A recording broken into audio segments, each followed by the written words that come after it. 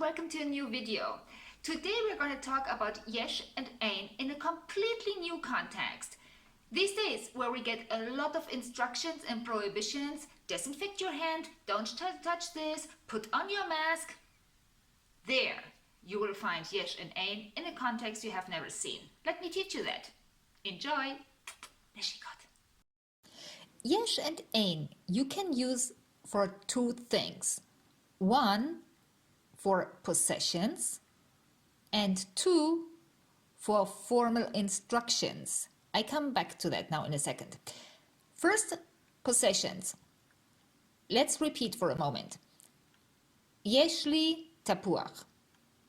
I have got an apple. Ein li tapuach. I haven't got an apple. So this most of you probably already know. Yesh li, ein li, and of course we can do this through all presents. Now we come to formal instructions, and I say formal because it's not optional.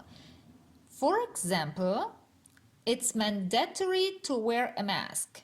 You might see this these days a lot when you want to enter a shop.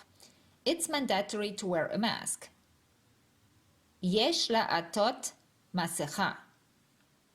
Yesh la'atot. So, yesh and an infinitive is understood as a formal instruction.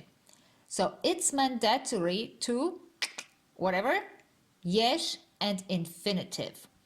Just for the record, la'atot means to wrap yourself or to put on, and masecha is the mask. Okay, fine. Of course, there is also the negative way, what there is not to do.